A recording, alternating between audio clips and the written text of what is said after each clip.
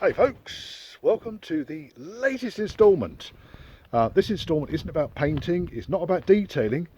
This instalment is about doing shit a second time round. Right, okay, so first up, let's go past the strobing light. First up, I'm going to start working on the calipers. So brand spanking new calipers come in. Nice bits of kit actually. Gesundheit. Yeah, nice bits of kit actually. I'm fairly happy with them. What I'm going to do is I'm going to make up the lines that go from the caliper up to the union, get those sorted out, and then fit them. This is the driver's side front, non-vented because it's got a narrow gap in there. It all seems pretty good. Happy enough with it. Making up the pipes next. I don't need to show you me making up pipes because you've seen it before, and if there's any swearing I'll let you know, but there shouldn't be. Need to move that into the barn so I can do these front calipers, but before I did that I wanted to take it around the block because my dad is saying that it vibrates, which I suspect is a wheel weight. Right, choke out. Listen to this, see if it clatters.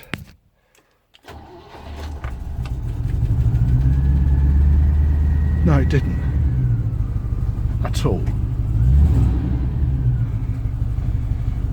Reserving judgment on the what's his name's. Right, let's go around the block. Probably not going to video this because it's difficult driving this car one-handed.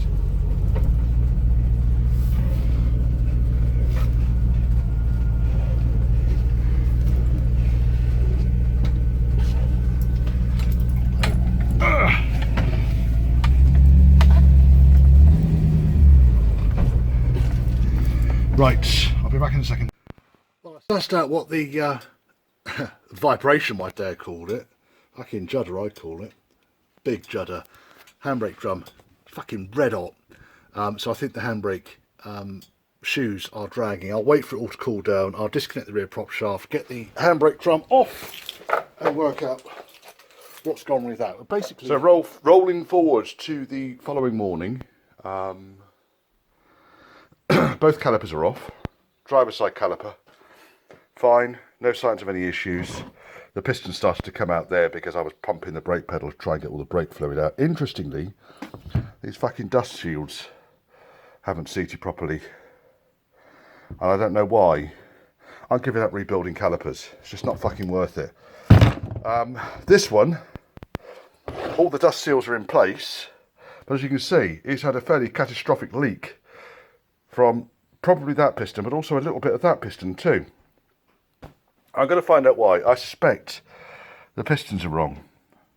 Even though they're bought for these calipers, I suspect the pistons are wrong. I reckon someone, wherever I bought them from, it won't have been Big Red because I don't know why. I bought the seals from Big Red. I probably bought them off fucking eBay or something like that. Anyway, lessons learned, guys. Don't like doing jobs twice, and I really don't like doing jobs twice, then don't bother. Right, so that's that. The other thing is, I mean, that's from the passenger side. I did check the disc. Oh! And it's got signs of contamination, and the pads have got signs of contamination. So, yeah, great. Fucking love it, don't you? Oh, someone asked me, by the way, why I put profanity warning on every single one of my videos. Well, partly because there is profanity, but also because I think YouTube insists upon it. And I've had one warning about not labelling my videos as not friendly for children. I mean, for fuck's sake, children know more bloody swear words than I fucking do. Far more creative with their swearing. Anyway, enough said about that. I'm going to start building these up now. So yesterday, as you saw, I built up the driver's side caliper. I'm just going to fit them on. Fuck it. I need to salvage these ends though. These are the Imperial ends and I've run out of them. So I'm just going to cut those off the old pipes and I'll reuse those ones. Those are the ones that go on, so you can't see. Those are the ones that go on to the flexi hoses at the front. So I'll salvage those. This caliper here that I built up yesterday. That can get bolted on, and then I will bend the pipes and locate them correctly so that they're all in the right place, and I'll put that on, and then this afternoon I'll be bleeding it through, and then I'm going to pull the handbrake apart and find out what on earth is going on there. Yes. Never a dull moment. Fucking shine down the side of that car. Whoa. Oh yes. Still needs polishing. Right, so caliper's in place, and all I do now is I bend the pipes around so they're roughly in the right sort of place. I'm going to take the leading pipe off so I can position the trailing pipe, or whatever I call them, one that's further into the caliper. So let me get the back one fitted first of all. So that needs to go up like that, and then it needs to go through and mount onto that lug there, which is fine, I can do that. Just need to get a rough idea about how much or where I need to cut it off, and then I can flare that, fit it, and then flare its partner to match it. I'm guessing the obvious question about all this crap is why I didn't go down this route in the first place, because these calipers aren't particularly expensive, 50 quid. I mean, I know it's a pattern part, not a Girling part, but it's type approved for the car, blah, blah, blah, blah, blah. Why did I not do this the first time round? Well, it's part of my complete and utter misunderstanding of the way that the market works. And I thought 1972 Range Rover had imperial fittings on its calipers originally, so I must preserve that. In all honesty, that was just complete and utter lunacy. So what I've got now is calipers with a metric fitting at this end and an imperial fitting at that end, which is fine. I can make those pipes. It's not like I'm having to buy the pipes in. I just make them up myself. So I really don't understand the logic behind that decision of mine. But it is a learning game. I am constantly learning and evolving. Still stupid, but I am constantly learning and evolving. And changing my practices and processes. Well, they look shiny, don't they? Right, I'll soon have these plumbed in. Won't take long. So what I'll do is I'll measure up roughly how long the pipe should be, bend it into the right shape, take the pipe off because it's only loose fitted at the moment, flare it up on the bench over there, near the radio, behind the Dig for Victory garden bin, which is now my waste bin, and take it from there. I'm going to need another set of pads though, because the ones on the other side, I've probably got some on the shelf actually, but ones on the other side, they're just no good. They've got contaminated, and a 2-ton car, and I did notice yesterday when I really stamped on the brakes, it did pull slightly to the right. But that would be this side then, wouldn't it? No, it wouldn't be. It would be a weak left brake. So yes, so the pads are contaminated on the front.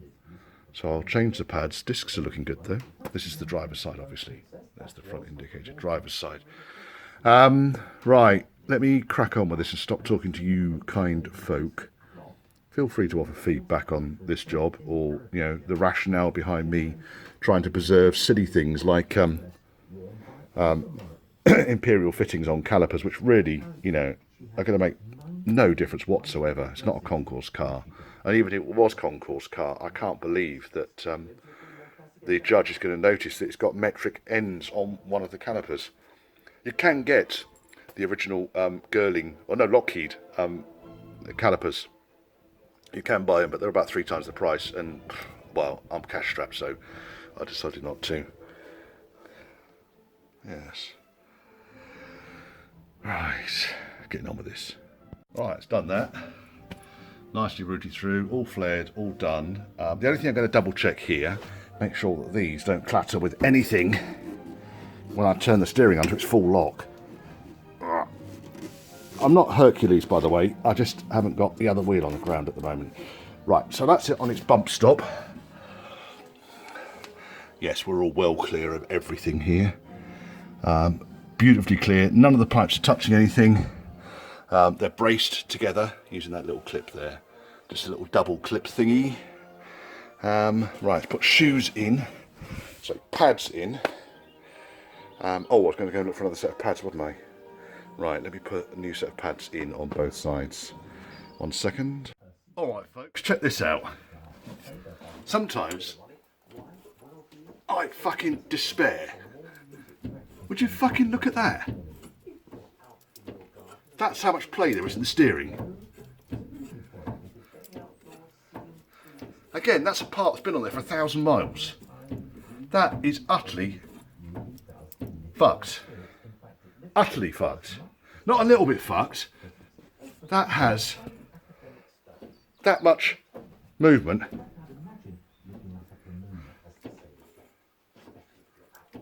Would you fucking Adam and Eve it? Did have another box. They're Mintex. They'll do the job. Front. Manufactured in the EU. Not manufactured in China. Like that fucking thing was. Right. Now, the only thing with these is they don't come with an anti-squeal backing on them, which is somewhat irritating. So what I tend to do is lube them up. I did have some sticky pads which you put on the back, which stops them squealing. And you just, it's like a tape stuff that you put on the back of the pad. But, to be honest, a bit of copperies does exactly the same thing. Right, let's bolt this lot back together again and get on the other side and then curse that. Right, that's done the other side now. Fly buzzing around my head. That's done the other side now. Happy enough with that. All looks very tidy, clean, and new pads. Cleaned the disc off. There's a little bit of surface rust on it, which is why it's got a bit of discoloration. There is not heat haze, it's just a little bit of surface rust. Possibly because the caliper wasn't working properly on this side. Now we've got brand new calipers on both sides. I'm hoping the braking will be a lot better. Right, now I am going to pull that steering joint apart. Should be fairly straightforward. So what I'll do is I'll pull the slip pin, I'll undo the bolt. It's on the drop arm off the bottom of the steering box. I'll see if we can get the bastard thing disconnected, and then I'm going to work out what on earth has gone wrong with it. It didn't take long. Got the boot off it. There's no plate in this thing at all, but the nut securing the track rod was loose, even though it had a split pin through it. I don't understand this. I really don't. It's got a nice tapered fit on it. There's no play on it. I'm guessing we need to make sure that that tapered fit goes down on it. I'll check the end here, make sure there's no paint inside this hole. Pretty sure I would have checked that before, but maybe there was a bit of grit in there which has worn away, which has then allowed this arm, because now you see, even though it's just loose fitted on there, you can see that the arm is rocking, not the ball joint. And that is weird. Well, that's fixed it.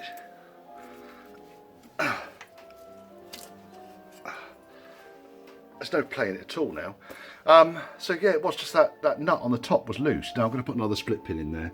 The problem is that these things only do up to about 30 foot-pounds. So it's not a huge amount of tension on that. I guess if you over tighten them, then you're never going to get the taper fit undone. So 30 pounds is what they decide the taper fit is good enough. Now, if there was any crap in the taper fit on here, or any crap on the arm that came out of the ball joint, then that would give me a false reading. And that's all I can assume that has happened here. Right, let me go and get a new split pin. Let's take that one off the floor, because otherwise what will happen is I'll drive over it and get a puncture, then I'll swear. Well, that was an easy fix. So I just need to bleed these brakes now. I roll forward to 4 o'clock. Okay, I had to go out and get some bits because I left all my brake bleeding shit at home. The latest one of these Gunson's things comes with a little bottle to catch all the shit in. Is this Gunson? Fizzy Bleed. There we are. Bled all the brakes. Got a good pedal pressure. I'm going to dry all these unions off because there's a little bit of seepage when you bleed, but they're all tight. Everything seems to be. Just checking. Oh, that one's got a little weep. Is that a weep? Yes, that is. That needs tightening up. That one, just nip that a tiny bit. That one's good. That one's good. Just bottom one up there. Do that. And on the other side, I think pretty much the same. I did check this just now, but I've been pumping the brake pedal viciously. Good. Good. Oh, that's down right on the bottom of the caliper. It's not round where the unions are. That's good. and that's good. So I think they're all okay now. No leaks anywhere. I've only undone the 2 flexes at the front really, so just checking those 4 unions. The back seems to be okay, just one to do up. Have a bit of a clear up, then I'm going to look at the handbrake. Handy brakey. That's the pile of wheel weights I found on the garage floor. There's a fair wedge of them. 10, 20, 30, 40, 50, 60, whatever that is, grams. I don't know which wheel they've come off. Stupid bloody thing. Right. Get the wheels back on this, and then I want to jack the back up so I can look at the handbrake and get that sorted out. Right, tidying up. Right, handbrake's all adjusted. Works. There was nothing particularly wrong with it. I undid the prop shaft, took the prop shaft off the back of the drum, undid the drum, pulled the drum off. I had to back it off a couple of turns on the adjuster in order to be able to remove the drum. It was just too tight. What am I in here looking for? Oh, handbrake knob. There it is. I found it the other day. When I kind of assembled it all again, there's a little bit of grease around the edge of the drum, but that's coming from the back of the gearbox and not through the inside of the handbrake mechanism. So, not overly bothered with the drip of oil on the bottom of the drum. Anyway, I've adjusted it, made sure it was free turning through its entire revolution. No sound of it going shh, shh, shh, as it touched the drum, which it wasn't. Have adjusted it back, so probably need to go for a test drive in a minute and see if it's actually fixed it. Work out what I'm going to do with that. Next thing I wanted to do is to do the power steering belt, which is looser than something very loose for some reason. I suspect one of the clamp bolts isn't done up tight enough. So let me fiddle around with that and we'll go for a test drive. 1.5 minutes later, that's better. Clamp bolt that's underneath here. It could have been tighter, in all honesty. I suspect what's happened here, it's quite common when you start painting things, that you do things up against the painted surface, and then it slowly starts to wear, all the paint softens, all the paint moves, and whatever you did up to your 20 foot-pounds is no longer done up for 20 foot-pounds. Anyway, let's fix that. That one's good. I think we probably need to go for a test drive. Get myself cleaned up, we'll go out. Well, I'm going to say a great success. Been out for a run around the block. All the places where it was juddering yesterday, it won't today. So I think there was 2 issues with that. There was the nut holding the track rod onto the steering box, drop arm. The nut was not done tightly enough, although it was locked with a split pin. And the handbrake was binding very, very, very slightly. Now, next one is I need to adjust this pedal so it doesn't go half its fucking travel before we actually get any pressure.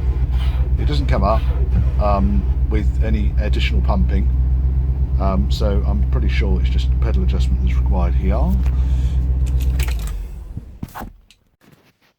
Taking the trim out and the radio and stuff on it that goes beneath it, and this pivot bolt here, that's what the servo attaches to. And what you can basically do is you can adjust this bolt. It's got a big cam on it. Let's get the speaker wire out of the way. Big cam on it, so when you turn it, it will push the servo rod away. At the moment you can see it's on its minimum adjustment. So let me undo that one and then work with that one, and I'll show you roughly what I mean. This will do it. So I've slackened off the nut that secures it. Let's get the loom and everything out of the way so we can actually see what's going on. Get my finger out of the way. And now when I turn this bolt, you can see the push rod is moving away. So that's going to take up, that's pretty much as far as it will go. Now the pedal is pretty much at the top. Probably wants to be a little bit off the top, so it's just take it back to where it was. Right, that's at the absolute top of its. I mean, I've still got, it's about 1/3 of the travel now. I probably need to actually start the engine up and get the servo working really in order to test it properly. Maybe. Trouble is I've got everything fucking plugged into this thing. Trying to work one-handed as usual. Right, there, that's off. There we go. So So that can go stand up there for a second. Just try and move the console out of the way so I can get the engine running. Get my finger out of the way.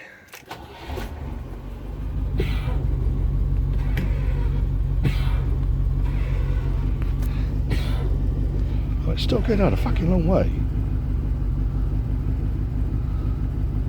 Still going down further than it was.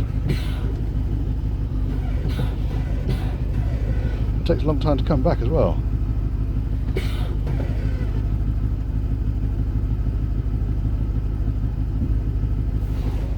Let me try and adjusting that a bit further. Hey! Oh, see, it's moved. Stupid bloody thing.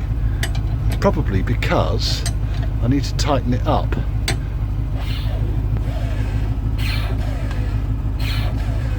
Yes, it's moving as I push it down. Right, so let's put it up there like that and then tighten up the locking bolt.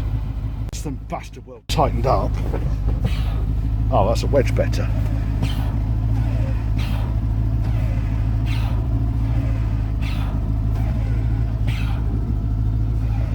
think we need to go for a longer drive really, just to, because also bear in mind that these pads probably need bedding in to a certain extent. New pads on the front. Right, let's put this cover back in. Dun, dun, dun. Yeah, we're certainly working now in the brake department. Pulls up nice and straight. I don't want to go medieval on these new pads, but just going down the steep hill now. It does get a bit steep, this one. Get the steering wheel out of the way. That I am going to declare as a result. It's working beautifully. Brakes feel solid, firm, pull up nice and straight. All the rattle's gone. Steering feels 100 times more positive than it did just prior to yesterday's test drive. And also all the window rubbers have turned up. Not fitted them yet.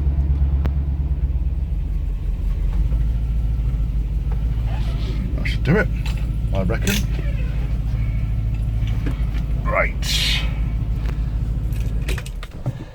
Now, in order to do this, I need to take off all of this trim on the inside of the door. While it's off, I'm going to give it a darn good clean. See if I can sort out that mark there, which is irritating me. Might be a new fucking trim. That's irritating. Fucking. And then this whole frame needs to come out the top of the door. Necessary to get this old rubber out and put the new rubber in. Bit of polish up there. That's what that mark is. It's mainly polish. Don't worry about it. Fret not. Rest thy sphincters. Okay. So screwdriver, bowl, trim removal tool. Let's get started. Oh, so these rubbers, let's see how easy this window goes down. These rubbers, they just peel off. I see these on eBay very soon. £1.5 million. They can go over here, protected. Right, screwdrivers and compressor can come out. This is when, if I get this end of the barn sorted out and get a shutter on it, all of this shit can go in there, you see.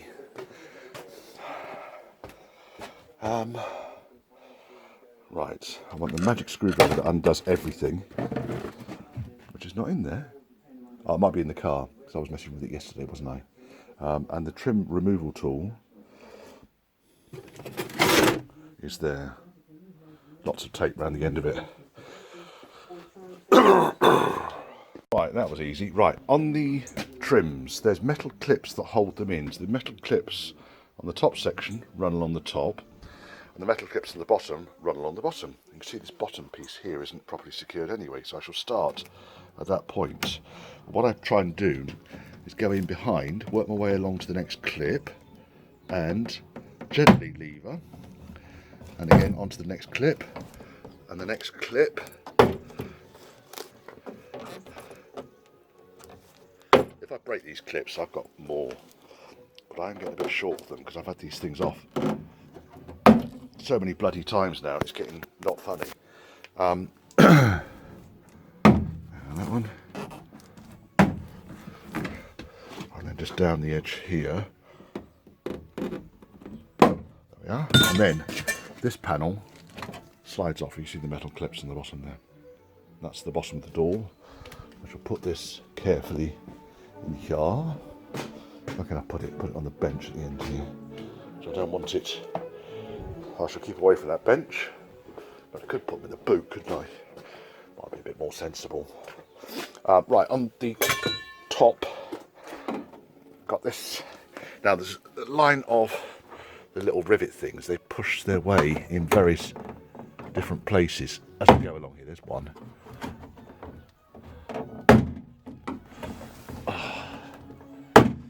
How's that one? I think that's all of those. There's one along here somewhere.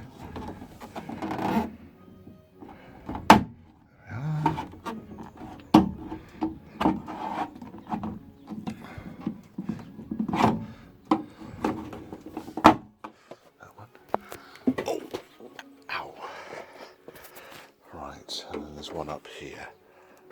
There we are. I think that's all of them. That is all of them. And then we manoeuvre the trim past, and then we pull it downwards. There's the metal clips on the top one. Go through these holes on the top. That's it. That's door strip bare. Right, now to get this frame out, it's actually not that horrendous a job. First of all, we need to wind the window up slightly, because it's right at the bottom at the moment, for now. So if we wind it off the bottom, and then there are two bolts. There's one bolt there and one in there, which is accessible on this side. And there's similarly over here. These are the bottom ends of the vertical channels. One bolt there, which holds the outers in skin tight. Two bolts up here, which are a pivot, and one screw, and that is it. That's all that holds this frame in. And it is literally a case of doing all these things, then lifting the frame out. It really is that straightforward. So what I'll do, I think that screw there is fine. Let me go and get some tools. So this bolt down here, you actually only need to undo one, the upright bolt on this, the one that goes through the bottom of the panel. I've bloody Dynex in here as well. It's sticky. Arse. That should be out of there now, more or less. Give or take a fart. Dun dun dun dun dun. Goes. Right, so that's that end of the frame loose, and then I do similarly. Absolutely fucking covered in grease and shit. Right, the reason I take these mountings out of the bottom here is because when you're pulling the frame in and out, it's quite easy for the frame to go the wrong side of that upright there, and this is just a triangular piece that goes in here. And this allows me then to adjust the frame in and out so that I can adjust its position to the top of the door. Sorry, to the top of the door frame up here. And it looks a bit like that. It's not in the best shape, but it's hidden. So that's that side done. Oh, let's get that bolt out while we're here.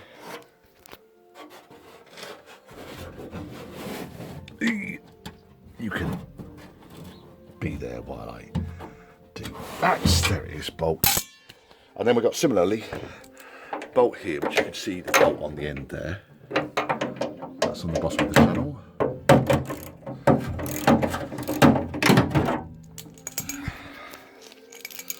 Working one-handed as usual. Bouncing the camera around. La, la, la, la, la. I'm not going to adjust any of the lock mechanism or anything on this because all the lock mechanisms now work beautifully on this door, inside and out. That one can come out, and then the last one we've got is the bottom one just down there. That's the one that gives us the in and out movement.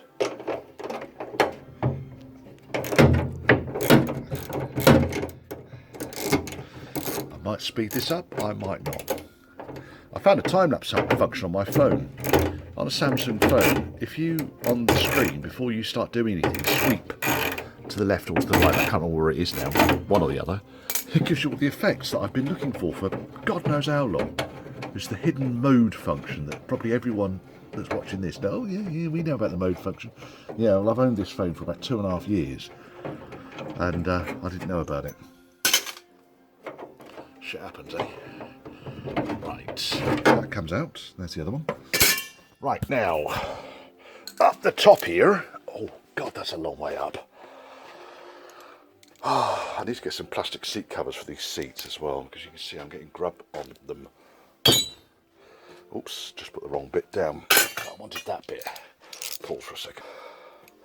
Right, so next to these two on the end here, I need to elongate these holes while I've got it all apart, because gravity. I need to elongate these holes because I don't think there's enough movement for this frame to swing backwards and forwards in the way that I want it to go. Now, you may well find that if your door hasn't been apart for 40 years, they don't come apart quite as nicely as this. I do lube these bolts up before I put them in. Right there, tidy horse. Right, and then the last bolt, this is an interesting one here. So this one holds the inner and the outer skin apart. The captive part is a plate which is going to drop down inside the door when I pull this bolt out. It's a bizarre fucking situation, I believe it. Believe me, I don't understand why they're building this way round. Found a bit more grass there, have you, Tidy? Right, didn't fall down yet. Right, now I've done that, this door frame will lift up. Can you see? I don't know if you can see or not, but it comes out. The glass is coming out as well. One door frame. I don't know if you saw that or not, but there it is. That is getting a door frame out of the car. Piece of piss, eh? And the glass has come off its channel down there, but that's fine. I'm going to leave the glass in there because it's safe. Safe resting inside the door. Now, what I need to do now is get the quarter light out and then get this rubber out. So quarter light comes out, that nut on the bottom there, and all the springs and paraphernalia and lock washers and other odds and sods, and then the quarter light glass comes out, and then I can get the rubber out. So let me crack on with that. Now you've seen the interesting bit, I can get on with the bit where I stab myself in the hand with a screwdriver, getting this rubber out. Get this quarter light rubber out. The bottom of the channel, I'll show you when it all comes out, but the bottom of the channel just drops in. It's just got a nice big wedge, drops into the bottom, and then it's got quite a tight fit all the way around the rest of it. So the best thing to do is to get it out at the bottom first of all. I'll put a towel over it just to protect the paintwork on the various panels. And then once you've got the bottom out, you can then start to pull the rubber out as you go around the outside. And obviously when I put the new channel in, it needs to go back in to this. This thing's covered in silicone lube. Now the top is going to be a ball's ache, I know that. I can try pulling it, but I don't really want to tear it just in case. Might want to use this again, you never know. I'll use it for a mould or something. This bastard thing. This might just need 2 hands. You see it's starting to come away at the bottom down there now. Let me get 2 hands on this. There you go. So basically what I've done is I've released the bottom, then pulled it out at an angle, so the trim then comes out. And the trickiest part is right at the top. That's the first bit that needs to go back in again. So this bit then slides down and out. And there's the old rubber. That's new rubber gone in. It was actually quite compliant. I'm surprised. I've worked with some of these new type rubber products, and I must say hats off to Famous Ford, because this actually went in quite nicely. Lots of silicone lube, of course. Right, let's get quarter light back in, then I can drop the frame back down into the door and we can start aligning everything. Oh, before I did that though, I wanted to elongate these holes. Yeah, I can see where the problem is, that I've welded a new plate on the top there. That's possibly not big enough The top hole probably needs to elongate just slightly, taking about one size, I think,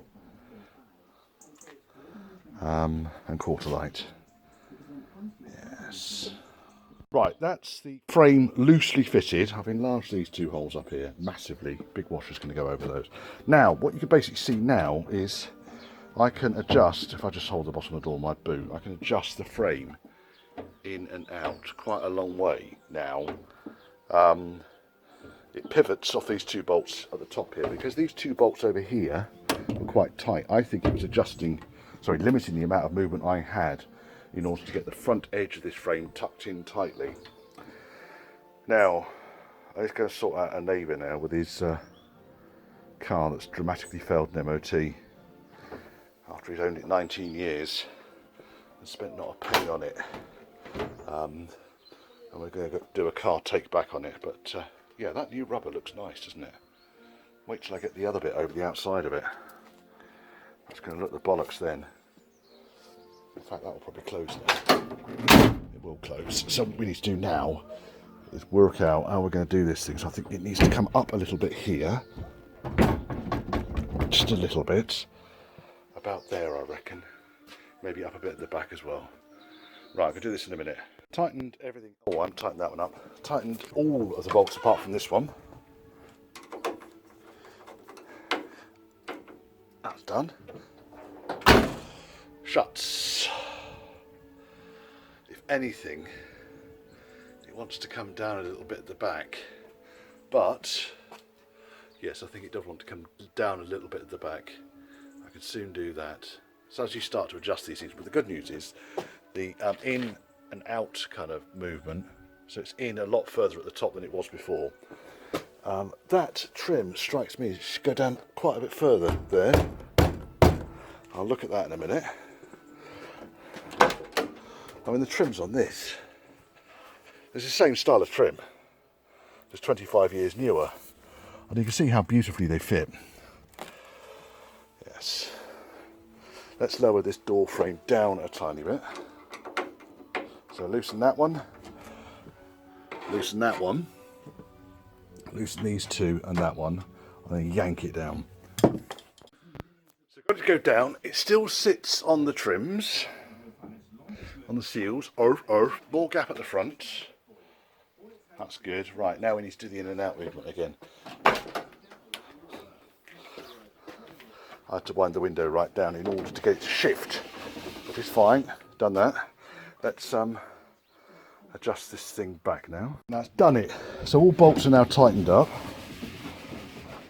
Window winds up and down easily.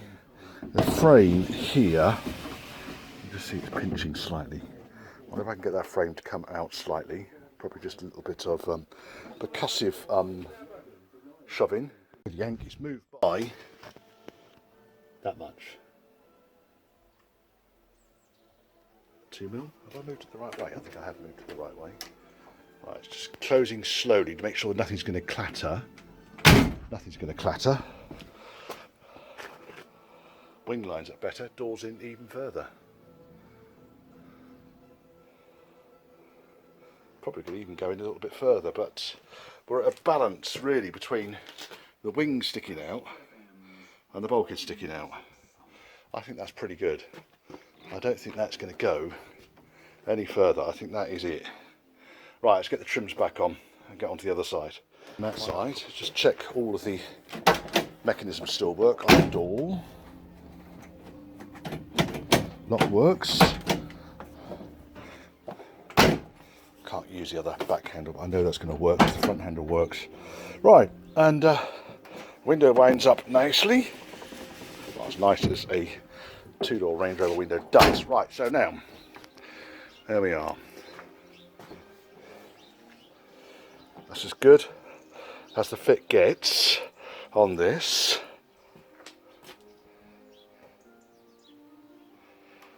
I'll compare it to the original style.